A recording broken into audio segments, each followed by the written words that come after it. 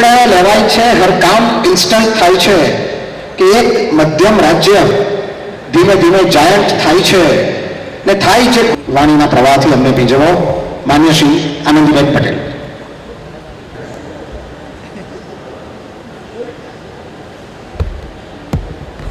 મારા સાથી મંત્રી હોય શ્રી સૌરભભાઈ પટેલ, મંત્રી શ્રી નાનુભાઈ વાનાણી, સુરતના મેયર ભાઈ શ્રી નિરંજનભાઈ જાજમેરા, શ્રીલંકાના કોન્સ્યુલર જનરલ શ્રીમતી સિરિસેના, થાઈલેન્ડના કોન્સ્યુલર જનરલ શ્રી નેટ, સાંસદ શ્રીઓ શ્રી દર્શનાબેન અને CR પાટીલ, સૌ ધારાસભ્યશ્રીઓ, હાઉસિંગ બોર્ડના ચેરમેન શ્રી વિવેકભાઈ પટેલ, HGCCIના પ્રેસિડેન્ટ શ્રી મહેન્દ્રભાઈ અને અન્ય હોદ્દેદારો, સ્પાર્કલ 2015ના ચેરમેન શ્રી પરેશભાઈ પટેલ, સ્ટેજ પર બિરાજમાન અન્ય સૌ મહાનુભાવો, ઉપસ્થિત સૌ ઉદ્યોગપતિઓ, વેપારી ભાઈઓ બહેનો, અન્ય સરકારી અધિકારીઓ અને કર્મચારીઓ, પહેલા તો હું સુરત શહેરને અભિનંદન આપવા માંગુ છું. હમણાં જ આપણે 2 એવોર્ડ, એક મેયરશ્રીને અર્પણ કર્યો અને એક કમિશનરને અર્પણ કર્યો છે. ઇન્ડિયા ટુડે દ્વારા જે સર્વે પૂરા દેશમાં થયો, જેમાં કુટુંબ દીઠ, પરિવાર દીઠ વાર્ષિક આવક આખા દેશની 55,000ની છે, જ્યારે સુરતની પરિવાર દીઠ વાર્ષિક આવક 4,57,000 રૂપિયા છે. મિત્રો, આખા દેશના પરિવારની 55,000, સુરત એકલાની પરિવારની વાર્ષિક આવક 4,57,000 છે. અને એટલા માટે હું એમને અભિનંદન આપું છું સુરત વાસીઓને. બીજું, ક્રાઇમ રેટ 27% ઓછો થયો છે. એના માટે પોલીસ મહેકમમાં જે કંઈ કામ આજ સુધીમાં એમણે કર્યું છે એને કારણે ગુજરાત અને એમાં ખાસ કરીને સુરત એ સેફ સિટી બન્યું છે, જેનો એવોર્ડ શ્રી અસ્થાનાને સુરતને મળ્યો છે. એટલા માટે હું એમને ખૂબ ખૂબ અભિનંદન આપું છું. સુરતના વિકાસમાં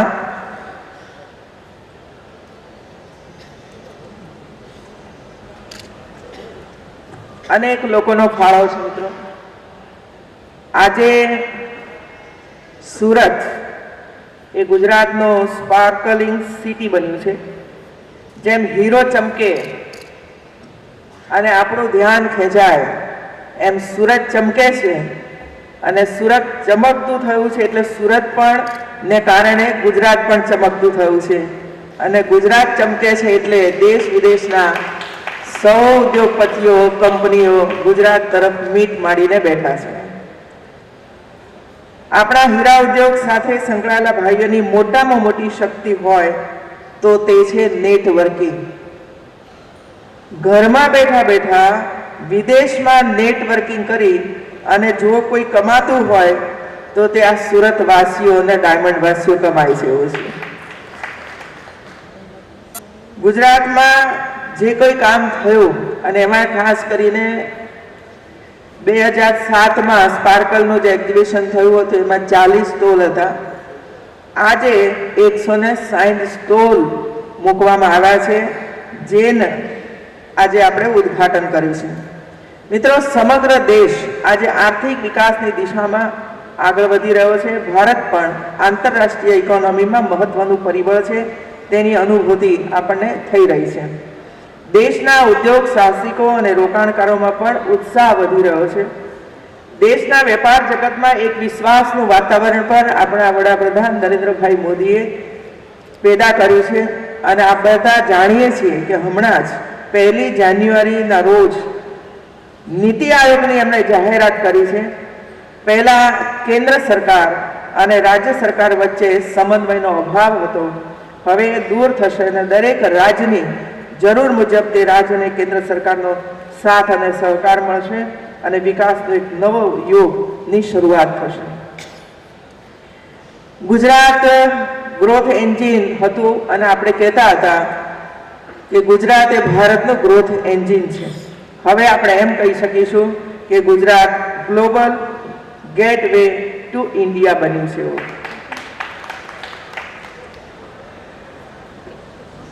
આપણા પ્રધાનમંત્રી નરેન્દ્રભાઈ મોદીએ દેશની ધુરા સંભાળતાની સાથે જ દેશને વિકાસના પથ પર લઈ જવા માટેની નીતિ વિષયક ફેરફારોની શરૂઆત કરી.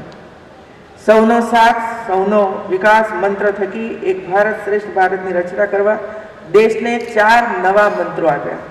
એક skill India, digital India, make in India અને ક્લીન ઇન્ડિયા. આ 4 મંત્રોએ આજે દેશની ઇકોનોમીને એક નવો માર્ગ ચીંધ્યો છે. સ્પાર્કલ્સ દ્વારા ડાયમંડ ક્ષેત્રમાં બ્રાન્ડિંગ થઈ ગયું છે. વિશ્વને તમારું સામર્થ્યનો પરિચય પણ થઈ ગયો છે. અને આજે હું અભિનંદન આપીશ કે સાઉથ ગુજરાત ચેમ્બરે થાઈ કાઉન્સિલ સાથે MOU કર્યા છે. એ પણ આ બધાનું સામર્થ્ય બતાવે છે. મિત્રો, હીરા અને ઝવેરાત એટલે કે જેમ્સ એન્ડ જ્વેલરી સાથે ભારત દેશ જેટલો જૂનો સંબંધ દુનિયામાં લગભગ કોઈ દેશનો રહ્યો નથી. લગભગ 3000 વર્ષ પહેલાના સંસ્કૃત ભાષાના લખાણમાં ભારતમાં હીરાના વેપાર અને હીરાની ખાણો વિશે ઉલ્લેખ કરવામાં આવ્યો છે. જેમ્સ એન્ડ જ્વેલરીની વાત થાય ત્યારે સુરતનું એડ્રેસ જોવા એમાં મળે છે. આંતરરાષ્ટ્રીય ધોરણે જ્યારે ડાયમંડની ચર્ચા થાય તો પણ સુરતનું એડ્રેસ જોવા મળે છે. જેમ્સ એન્ડ જ્વેલરી આમ તો સુખ અને સમૃદ્ધિનું પ્રતીક ગણવામાં આવે છે, પણ ભારત જેવા દેશમાં તે રોજગારીનો એક મુખ્ય સ્ત્રોત પણ ગણાઈ રહ્યો છે. ભારતના 35 લાખ લોકો આ ક્ષેત્ર સાથે સંકળાયેલા છે, જેમાં 10 લાખ લોકો ડાયમંડ ક્ષેત્ર સાથે જોડાયેલા છે. જેમ્સ એન્ડ જ્વેલરી ક્ષેત્રમાં ભારતના કુલ ઘરેલું ઉત્પાદનમાં પણ નોંધપાત્ર 6% થી 7% જેટલો ફાળો રહ્યો છે. આ ક્ષેત્ર મોટા પ્રમાણમાં એક્સપોર્ટનું ક્ષેત્ર હોય દેશને ઘણું ખરું વિદેશી હુંડિયામણ કમાઈ આપે છે. ભારત દેશમાં જેમ્સ એન્ડ જ્વેલરી ક્ષેત્રની માર્કેટ સાઇઝ 2013માં 2,51,000 કરોડ જેટલી છે, જે આગામી 5 વર્ષમાં 5,00,000 કરોડ સુધી પહોંચી શકે એમ છે. વિશ્વના કુલ ડાયમંડ પ્રોસેસિંગ ક્ષેત્રમાં ભારત 72% જેટલો હિસ્સો ધરાવે છે.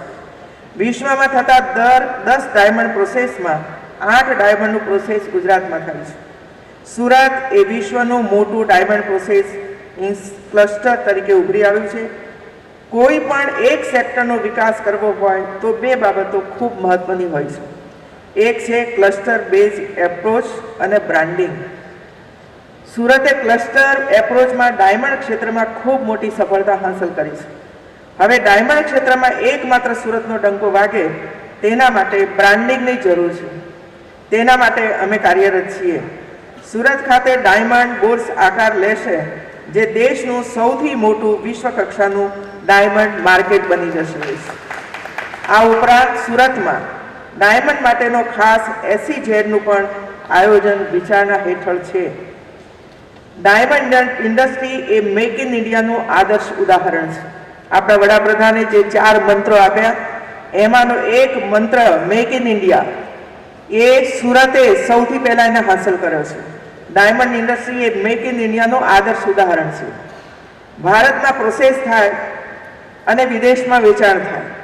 આ ક્ષેત્રને વધુને વધુ બળવત્તર બનાવવા માટે પ્રધાનમંત્રી પોતે પણ વિચારશીલ છે અને કાર્યરત છે. ડાયમંડનું raw material Africa, Russia, Australia અને કેનેડા જેવા દેશોમાંથી ઉપલબ્ધ થાય છે, જ્યારે મેન્યુફેક્ચરિંગ ભારત, ચીન, તુર્કી જેવા દેશોમાં અને રિટેલિંગ USA, જાપાન જેવા દેશોમાં થાય છે. હાલમાં જ રશિયાના રાષ્ટ્રપતિ શ્રી પુતિન ભારતની મુલાકાતે આવ્યા હતા અને બંને મહાનુભાવોએ વર્લ્ડ ડાયમંડ કોન્ફરન્સનું ઉદ્ઘાટન કર્યું હતું. તે સમયે પ્રધાનમંત્રીશ્રીએ કહ્યું હતું કે રશિયા સાથે જો રફ ડાયમંડનો સીધો વેપાર થાય તો બંને દેશને ફાયદો થઈ શકે. હાલમાં 20%થી પણ ઓછા રફ ડાયમંડ ભારતમાં સીધો પહોંચે છે. આમ પ્રધાનમંત્રીશ્રીએ રશિયાને રફ ડાયમંડના સીધા વેપાર માટેની દરખાસ્ત મૂકી. તેની ફલશ્રુતિ રૂપે રશિયાની સૌથી મોટી ડાયમંડ સપ્લાઇંગ કંપની અલરોસા એ ભારતની 12 કંપનીઓ સાથે સીધા રફ ડાયમંડ માટેના કરાર કરી દીધા. મિત્રો, જે કરાર અંતર્ગત 12,600 કરોડ રૂપિયા કિંમતના રફ ડાયમંડ 3 વર્ષ સુધી દેશની કંપનીઓને સીધા મળશે. આ એક મોટો ફાયદો સુરત ડાયમંડને થવાનો છે. ડાયમંડ ઇન્ડસ્ટ્રીઝના અચ્છેદીની તો શરૂઆત થઈ ગઈ છે. જેમ પહેલા કીધું કે પ્રધાનમંત્રીએ 4 મંત્રો આપ્યા, make in India, skill India, digital India અને ક્લીન ઇન્ડિયા. આ ઇન્ડસ્ટ્રી ચારે વસ્તુમાં ખરી ઉતરવાનું સામર્થ્ય ધરાવે છે. ડાયમંડ દ્વારા મેક ઇન ઇન્ડિયા, રોજગારી આપીને સ્કિલ ઇન્ડિયા, વેપારમાં આઈટીનો ઉપયોગ કરીને ડિજિટલ ઇન્ડિયા અને સ્વચ્છતા અભિયાનમાં સ્વચ્છતા નિધિમાં ફંડ અર્પણ કરીને ક્લીન ઇન્ડિયામાં ફાળો આપ્યો છે. એના માટે આપ સૌને પણ હું અભિનંદન આપું છું. મિત્રો, હીરાને પારખવા ખૂબ અઘરા હોય છે અને એમાં જ ગુજરાતીઓની માસ્ટરી છે. ગુજરાતીઓની આવડતને કારણે જ આજે ગુજરાત આખા વિશ્વમાં ચમકી રહ્યું છે. ડાયમંડ એ માત્ર બિઝનેસ નથી, કમાણીનું સાધન પણ નથી, એ કલાકારીનું ક્ષેત્ર પણ છે. આપણા હીરાઘસુઓ વર્ષોથી નવા કટ શોધે છે અને દુનિયા એની પાછળ ઘેલી થાય છે. પેઢી દર પેઢી આ કલા પાસ ઓન થાય છે. આ કારીગરી વધુ નિખારવા માટે શું કરી શકીએ એ વિચારવું જ પડે. આપણા કારીગર અને કસબીઓની પેઢી આ કલામાં કંઈ વેલ્યુ એડિશન કરી શકે એ દિશામાં વિચારવું પડશે જ. આપણી ડાયમંડ પ્રોસેસિંગ યુનિટ મોટા પ્રમાણમાં નાના અને કુટીર ઉદ્યોગોમાં ફેમિલી બેઝ બિઝનેસમાં હોવા છતાંય વિશ્વમાં ટ્રાન્ઝેક્શન કરવામાં વિશ્વ બજારને પહોંચી વળવામાં માહિર બન્યું છે. આ વિશિષ્ટતા જળવાઈ રહે તે દિશામાં પણ વિચારવું જોઈએ. આપણી વિશિષ્ટતા એ આપણી કારીગરી છે, પણ આધુનિકતાના જમાનામાં કારીગરીની યુનિકનેસ જળવાઈ રહે અને છતાંય ટેકનોલોજીથી ફિનેસ આવે તો હજુ વધુ ઊંચા ભાવ મળી શકે. કારીગરો ઓછી મહેનતે ઓછા સમયમાં વધુ કામ કરીને વધુ કમાઈ શકે, આ માટે પણ વિચારવું જોઈએ. રાજ્ય સરકારે 2015ની પ્રભાતે રાજ્યના MSMEને ધ્યાનમાં રાખીને નવી ઔદ્યોગિક નીતિ 2015ની જાહેર કરી છે, જેમાં રાજ્યમાં જેમ્સ એન્ડ ઝરીના ઉદ્યોગને ધ્યાનમાં રાખીને ઇન્ડિયન ડાયમંડ ઇન્સ્ટિટ્યૂટ સાથે જોડાણ કરીને અમદાવાદ, રાજકોટ, સુરત અને ભાવનગરમાં તાલીમ કેન્દ્રોની સ્થાપના કરવામાં આવશે. ગુજરાતમાં 2015ની સવાર એ ઐતિહાસિક સમારોહ સાથે શરૂ થઈ રહી છે. મહાત્મા ગાંધી ને આફ્રિકાથી ભારત પરત આવવાની ઘટનાને 100 વર્ષ થતા હોય ભારત સરકારે પ્રવાસી ભારતીય દિવસ સમારોહની ઉજવણી માટે ગુજરાત રાજ્યને પાર્ટનર સ્ટેટ બનાવી છે. પ્રધાનમંત્રી નરેન્દ્રભાઈ મોદી આ સમારોહનું ઉદ્ઘાટન કરવાના છે. દેશ વિદેશમાંથી પ્રવાસી ભારતીય ગુજરાતના મહેમાન બનવાના છે. આ વખતે પહેલીવાર યુવા બિન નિવાસી ભારતીય સમારોહનું આયોજન થયું છે, જેમાં 4 અલગ અલગ સમૂહમાં ગુજરાતની વિશિષ્ટ યુનિવર્સિટીઓ જેવી કે petroleum university, Gujarat national law university, entrepreneur development university અને ધીરુભાઈ યુનિવર્સિટીના વિદ્યાર્થીઓ સાથે મુલાકાત અને ડિનર વિદ્યાર્થીઓ દ્વારા જ આયોજન અને સંચાલન, સાંસ્કૃતિક કાર્યક્રમ અને રાત્રિ ભોજન જેવા કાર્યક્રમનું આયોજન પહેલીવાર થયું છે. ગાંધીજીની ફિલોસોફીની સાંપ્રત પરિસ્થિતિ અને સદી દરમિયાન સુસંગતતા જેવા વિષયો ઉપર ચર્ચા થનાર છે. પ્રવાસી ભારતીયો માટે કાંકરિયા તળાવ અને સાબરમતી રિવરફ્રન્ટ ખાતે વિશેષ કાર્યક્રમોનું આયોજન કરવામાં આવ્યું છે. દાંડી કુટીરનું ઉદ્ઘાટન પ્રધાનમંત્રી શ્રી નરેન્દ્રભાઈ મોદી દ્વારા થનાર છે. 60,000 સ્ક્વેર ફીટ વિસ્તારમાં દાંડી કુટીર બનાવવામાં આવી છે, જેમાં મોહનદાસથી મહાત્મા ગાંધી સુધીની સફરની પ્રદર્શની છે. આ પરમેનન્ટ પ્રદર્શની છે. કોઈ એક વ્યક્તિના જીવન વિશે આટલું મોટું પ્રદર્શન હોય એવું આજ સુધીમાં બન્યું નથી. આ પ્રવાસી ભારતીય દિવસના સમયમાં આપણને આ મોકો મળ્યો છે દાંડી કુટીર બનાવવાનો, જેની પાછળનો વિચાર આપણા વડાપ્રધાન નરેન્દ્રભાઈ મોદીનો છે, જેમાં સ્વાતંત્ર્ય સંગ્રામના સમયના બધા જ જે કોઈ ઘટનાઓ આખા દેશમાં બની છે, તમામ ઘટનાઓ એ આ પ્રદર્શનીની અંદર નાની કુટીરની અંદર એને પ્રસ્તાવિત કરવામાં આવી છે મિત્રો.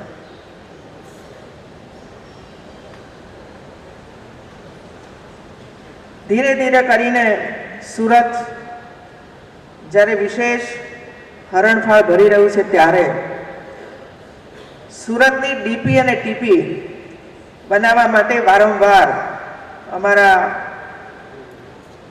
મેયરશ્રી, કમિશનરશ્રી, નાનુભાઈ વગેરે મને મળતા રહેતા હતા અને એટલે આ વર્ષની અંદર 2014માં સમગ્ર રાજ્યમાં 22 ડ્રાફ્ટ, 17 પ્રિલિમિનરી, 24 ફાઇનલ એમ કરીને 63 ટીપી સ્કીમો મંજૂર કરવામાં આવી છેલ્લા 6 મહિનાની અંદર. એવું છે.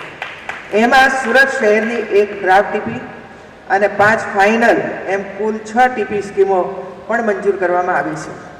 છેલ્લા 2 વર્ષમાં સમગ્ર રાજ્યમાં 164 ટીપી મંજૂર કરવામાં આવી છે મિત્રો, છેલ્લા 2 જ વર્ષમાં.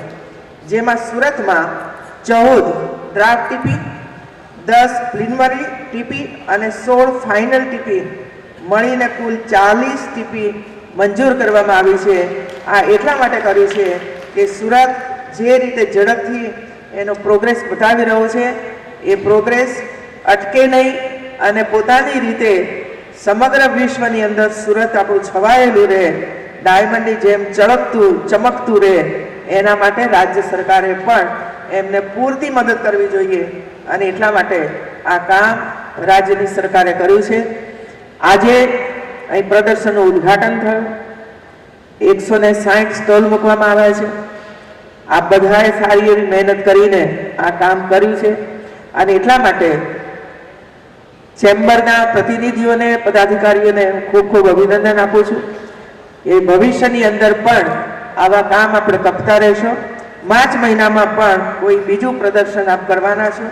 એનાથી વિશેષ 10,000 જેટલા આદિવાસી ભાઈ બહેનોને તાલીમ આપવા માટેની યોજના પણ ચેમ્બરે કરી છે.